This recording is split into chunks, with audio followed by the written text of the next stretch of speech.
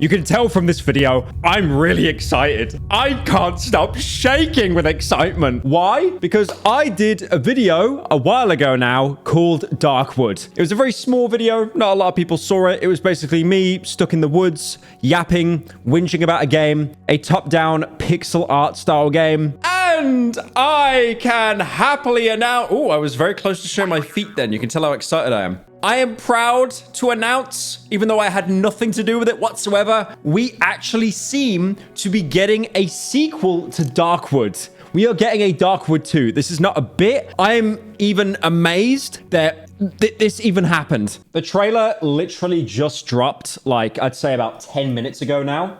There's no release date at the minute, which sucks. But you've got Ice Pick Lodge, and they did not work on the original game. Okay, so it looks like we're going for like it looks 3D now. Yeah, so they've replaced the pixel art style with just like fully 3D. In association with Acid Wizard. Acid Wizard made the original game. Yeah, that's definitely 3D now. The environment's different as well. Hooded Horse. This seems to be the case where the original company is giving the license away to subsidiary companies to help them work on a sequel. Can I say something now to the class and to Acid Wizard Studios? Do not make this Postal 3. Please. We know what happened there. We know Running with Scissors made Postal 1 that was really good. Postal 2 that is one of the best games ever made. It is aged like fine wine. And then they made Postal 3. That was just so... I think they lent it to like a Russian company or something like that. But that game was so awful. It's basically abandonware now. You can only find it on like pirating sites and stuff. Anyways. The former Aerial Sea sometime in the 19... Okay, so that's like... That's like 10 years... Yeah, 10 years after the original game. Okay, you got vehicles now. A boat. The art style is quite weird. It almost looks a bit cel-shaded. You've still got the directional looking cone thing, though, that was in the original. That's good. It's good that we still got that. Big fish.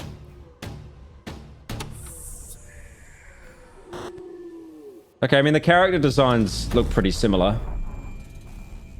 I mean, that's how they moved in the original as well. Like, they weren't animated. It was like a drawing that they would use, like, I don't know, like the Adobe Puppet tool or something. Coming soon. Tell us when! Tell us when!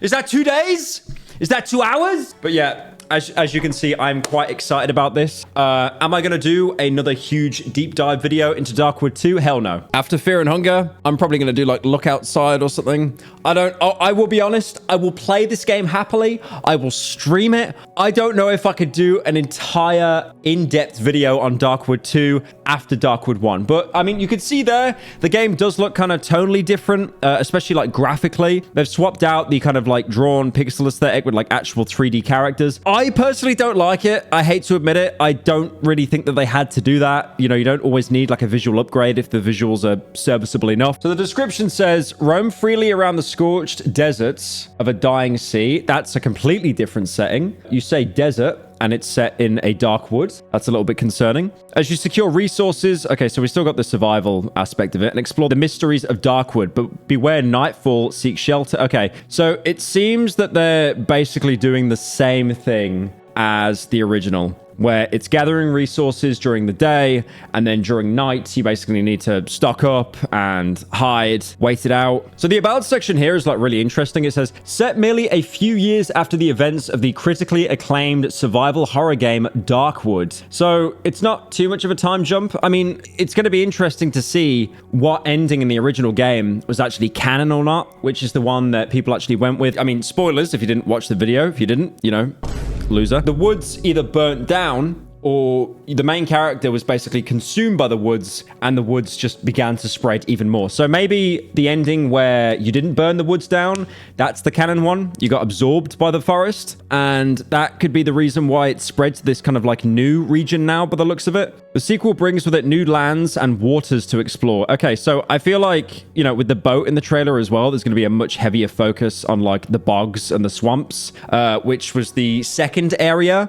in the base game. Well, in the base game, you had like, you know, you had like the Silent Woods, the Old Woods. There were 3 different wooded areas. And then Chapter 2, because there was only two chapters in the game, was literally just a swamp. And people liked that, or they really didn't like it, mostly because it was very difficult to navigate. The enemies there were a lot harder. But to be fair as well, they gave you a lot of guns and a lot of ammo, so it became like a bit more of like an action adventure in the second half of the game, much less slower paced than the first half of the game. Featuring an entirely new story and new characters, the unfolding events of Darkwood 2 stand on their own and can be equally enjoyed regardless of whether you played the first game in the series. Okay, so they're basically admitting before the game's coming out that it's not going to be tied at all to the first game. It's basically just taking the name, and it's going to be a pretty depressing setting. That, I won't lie, is pretty disappointing. I mean, I hope we get a cameo from one character. I mean, I know it's a bit of a cliche, but I always love the aspect in games of like a sequel,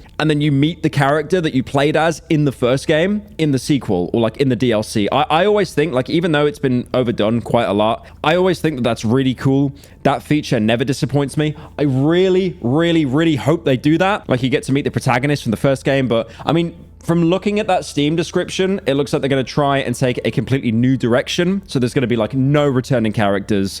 It's going to be its own story. To be fair, you didn't really need to continue the first game because the first game was pretty self-concluded, right? Like, you either burnt down the forest and saved everyone, or you got consumed by the forest and it continued to spread. Again, the ending where you burnt down the forest doesn't really make much sense here because the forest is obviously still here, and this is set after the first game. It isn't a prequel. Now, one thing I find really interesting here is the location of the game. Obviously, Darkwood was set in Poland in the first game, but here it says, in the aftermath of the Soviet Union's collapse, the dying Aral Sea has become the site of an anomaly, an eerie forest that swallows everything in its path. No one knows where it came from or why. Retribution, perhaps, for humanity's abusive nature. So, basically, if you didn't know, the Aral Sea is nowhere near Poland. I think it's near like Uzbekistan or Kazakhstan. So yeah, as you can see, the Aral Sea here, and Poland is like over here. So yeah, it's definitely nowhere near Poland. And that kind of like, to me, that kind of raises more questions as well, because it's like, we knew from the lore of the first game that the forest came from a comet. I mean, it's kind of similar to the film Annihilation with Natalie Portman. Very good film. Even though women talk too much in the film. That was basically a comet, or like a meteorite, whatever, that landed. And then it had this organism in it that continued to spread and to expand. Like the forest, it kept expanding in Poland in the first game. So they seem to have their own Darkwood, basically like near Russia now. And that is strange, because that is like ages away from the setting of the first game. We're not back in Poland. We're in a completely different area. So this, I mean, what's the lore implications here? Was there another meteorite? Was there a secondary one that hit afterwards? Maybe the roots of the, the being, or like the trees in Poland. Maybe there's like a huge branching network and it's spread over like thousands and thousands of kilometers, and maybe it's like sprouted up in other countries. I really don't know what the implications are there. All around lie the ruins of a vanished world, deserted villages, rusting ships marooned in sand, derelict oil rigs, power stations and factories on the verge of collapse. A secret biological lab sits in silence on a remote island as roving gangs of looters, bikers, and former soldiers control the remaining population through fear. Nomads travel through these lands with no rest or respite, day or night. Even walls can't guarantee safety. So that seems to be another interesting aspect as well. It's almost like they're talking about factions, because in the original game, you basically had the savages that were the human enemies, and then all the abominations, the mutants, the mutated animals. There was not really any kind of bad human faction, but they're even saying here that there are bikers, there are former soldiers. Soldiers were like an entity in the game that you never saw. You'd always see like the aftermath, or, you'd see like some dead soldiers with a note being like, oh, tell my wife I love her. Ooh. It's like every Bioshock audio log imaginable. It's like they say something and then it's like, oh no, they're coming to kill me. Ah! Michelangelo, Leonardo, Da Vinci, they're all dead. I remain. You understand? I remain. So it seems like in the second game, they're going to be taking a much bigger aspect with like human enemies, or like human contact. Because again, like there were humans in Darkwood, but there weren't a lot. I think the most populated area in the entire game was basically one village that had about like a dozen people or so. As the world loses its humanity and as the so-called corruption of the forest spreads, can one help but wonder, is it really better to remain human, or would it be best to give in? Only the heart of the forest holds the answer. I mean, obviously that's playing with how the original game worked as well. You were trying to escape the forest, but you never could, because every time you cut down a tree, it would grow 2 more in about 5 seconds. So ironically, your path, which was the only way to progress through the game, was to get to the center of the game. And then the big twist was the forest was playing you all along. You were being dragged into the center to basically be absorbed by the being, this extraterrestrial thing that arrived from outer space that formed the forest. It basically did this job, I think I remember in the video, of like imperfectly trying to replicate organic matter. Like, for example, you know, when it crashed in a forest. There were loads of trees. It used the trees as a basis to spread. It's like, oh, there are loads of trees. This must be normal. So it began to replicate it over and over. And one of the biggest questions in Darkwood was the entity actually hostile, or was it just confused, or maybe like even trying to help? Because all the people that, you know, died to the being, they were basically shriveled up and like, you know, dead, but they were in bliss. They were basically plugged into the matrix. They were living their best life, and they were blissfully unaware that they were slowly dying. I mean, yeah, you can say that's pretty evil. It's basically just giving them what they want in exchange for, you know, their lives. But at the same time, if you live in Poland, in the woods, probably not having the best life anyway. Darkwood 2 sends you on dangerous, meandering paths across barren deserts, through thick marsh, and on deep waters alike. As the locals fight to keep the slowly spreading woods at bay, you must rely on your wits to overcome your fears and find your way. There are no quest markers or waypoints to guide you. I am so happy to hear that. That's exactly how the first game worked. Like, could you imagine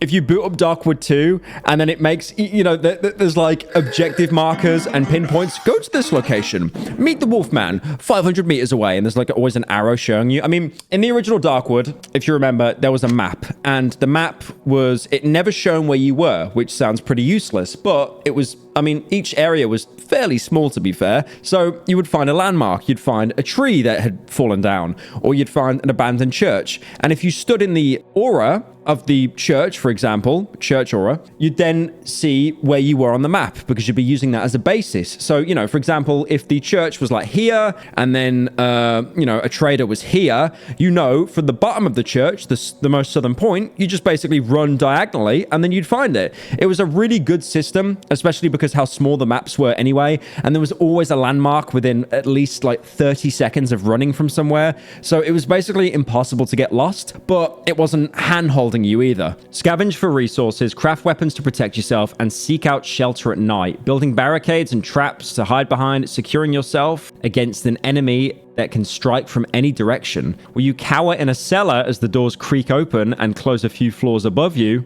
Or will you stand against the horrors that stalk the night? Or perhaps you'll choose to rely on strange concoctions to gain new skills and capabilities that may just keep you alive, in a manner of speaking. So again, they're obviously talking about the aspects of the first game there. I was a bit worried there for a second, saying, or maybe you'll team up with someone. That would be terrible. I don't think that would be a good idea for Darkwood 2.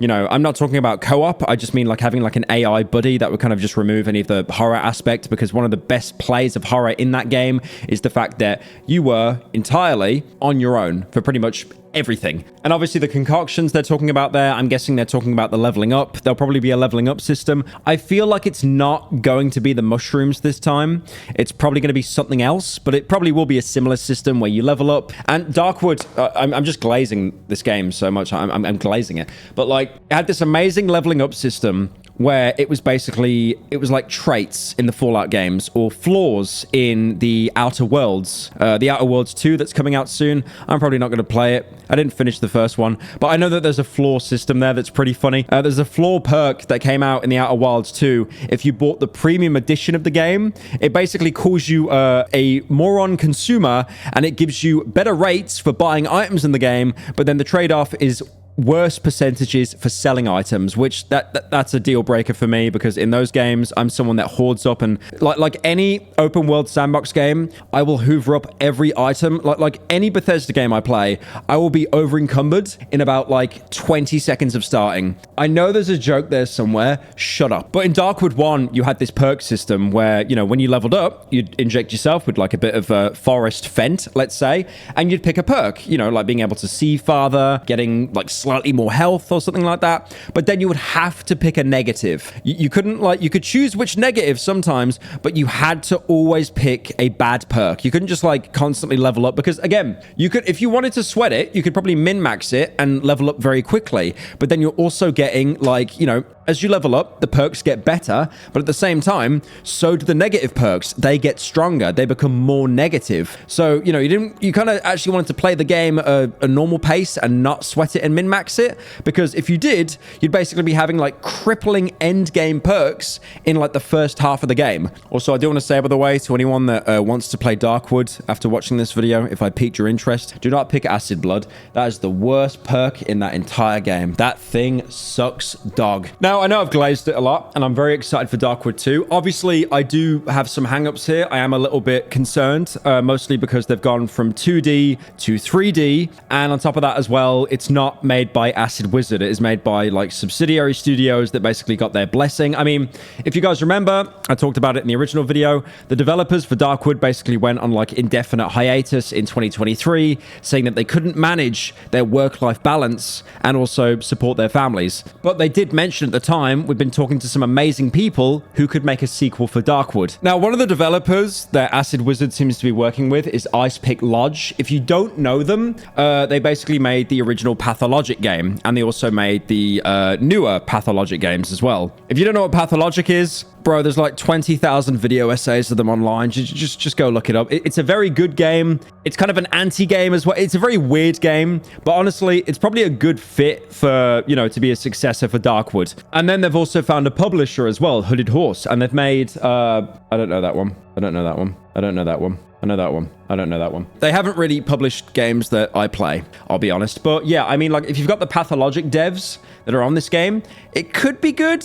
I definitely imagine, because it's Pathologic, it's going to be very dialogue heavy as well. I mean, if you split up Pathologic into, the core themes of it, it's probably about 60% walking around, 20% talking to people, and then 10% actual combat, which, to be fair, that's pretty much how Darkwood went as well, more because of the fact that you were walking around everywhere constantly. So just please let it be good. Please let it be good. Also, it got announced for Xbox, so unfortunately, I have to kneel and say that Xbox, somehow, they've got a game. They're somehow stomping Sony. Technically.